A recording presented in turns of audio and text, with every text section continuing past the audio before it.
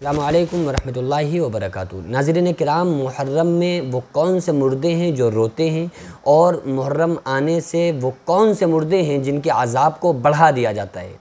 کیونکہ بہت سارے مردے ایسے ہیں کہ جب محرم کا مہینہ آتا ہے تو ان میں ان کی قبر میں خطرناک آگ جلا دی جاتی ہے، اور ان کی قبر کو خطرناک عذاب ان پر مسلط کر دیا جاتا ہے، اور ان کے عذاب میں عام دنوں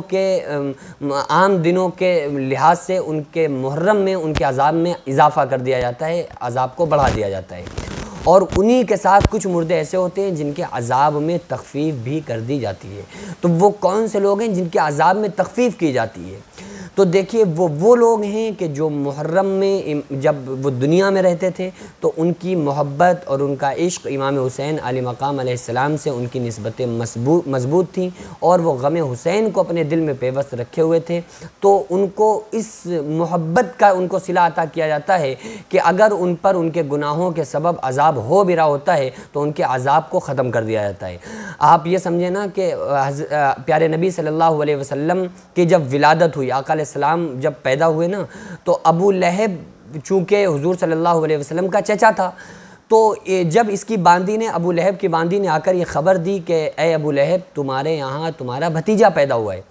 تو ابو لہب نے اپنی شہادت کی انگلی کو اٹھایا اور کہا کہ جا تو آزاد ہے، اس وجہ سے کہ تو نے مجھے یہ خوشخبری آ کر دی کہ میرے یہاں بھتیجا ہوا ہے۔ تو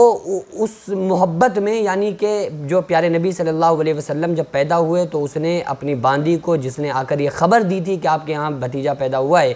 تو اس انگلی کو اٹھا کے اس کو آزاد کیا تھا۔ تو مورخین فرماتے ہیں، علماء فرماتے ہیں کہ ابو لہب کو پیارے نبی صلی اللہ علیہ وسلم کی جس دن پیدائش ہوئی، یوم ولادت کے دن، یوم ولادت جب آپ صلی اللہ علیہ وسلم کی ہوئی،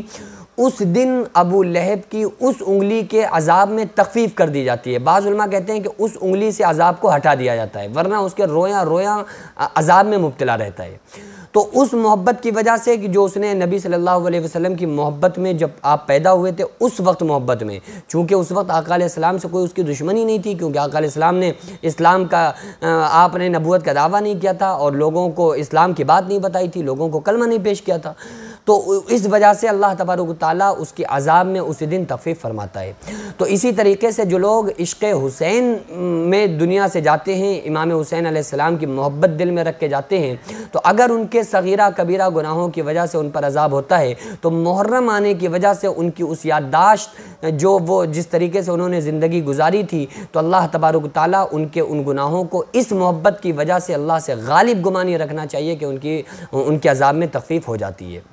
اچھا، وہیں پر وہ لوگ جن پر خطرناک عذاب کر دیا جاتا ہے، اس میں وہ لوگ شامل ہیں جن لوگوں نے حضرت امام حسین علیہ مقام علیہ السلام کو شہید کیا، یا شہید جن لوگوں نے نہیں کیا تو وہ ان کو سپورٹ کرنے والے لوگ ہیں۔ اور ایسا نہیں ہے کہ وہ 1400 سال پہلے جن لوگوں نے شہید کیا تھا اور انہی کے زمانے میں لوگ تھے، آج بھی ایسے لوگ ہیں جو یزید کی تعریف کرتے ہوئے نظر آتے ہیں، آج بھی ایسے بدبخت لوگ ہیں، ایسے گستاخ اہل بیت ہیں، ایسے دشمنان اہل بیت ہیں کہ جو آج بھی یزید کو رحمۃ اللہ علیہ کہتے نظر آتے ہیں۔ تو میں واللہ بتا رہا ہوں، قسم کھا کے بتا رہا ہوں کہ ایسے لوگوں کی کوئی بخشش نہیں ہے جو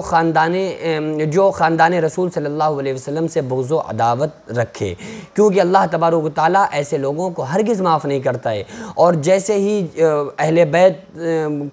بیت کی قربانی، یعنی امام حسین علیہ السلام کی جو قربانی محرم میں ہوئی ہے، جیسے ہی یہ ایام آتے ہیں تو محبت کرنے والوں کو اس کا صلہ ملتا ہے، اور امام حسین علیہ مقام علیہ السلام سے دشمنی رکھنے والوں کو اور آل رسول سے، اہل بیت سے دشمنی رکھنے والوں کو قبر کے اندر سزا ملتی ہے۔ تو ہم لوگوں کو چاہیے کہ ہم دنیا کے اندر اہل بیت کے عاشق بن کر زندگی گزاریں، اور ہماری عمل بھی جو اہل بیت نے ہم کو جو راستہ بتایا ہے، جو طریقہ بتایا ہے، وہ ہماری زندگی بھی امام حسین علیہ مقام علیہ السلام کے بتائے ہوئے طریقوں پر گزرنی چاہیے۔ کربلا سے ہم کو نماز بھی یاد آنی چاہیے، کربلا سے ہم کو حضرت حر کی محبت بھی یاد آنی چاہیے، اس لیے ہم کو اپنے دلوں کے اندر عشق اہل بیت کو پیوست کر کے، عشق اہل بیت میں ڈوب کر ہم کو خوب زیادہ نماز، روزے، قرآن کی تلاوت کرنا چاہیے، تاکہ دنیا میں بھی ہم حسینی پہچانے جائیں، اور قیامت کے دن بھی ہمارا ان کا ساتھ نہ چھوٹنے پائے، بلکہ قیامت کے دن بھی ہم ان کے سائے میں اللہ تبارک و تعالی ہم کو جگہ عطا فرما دے۔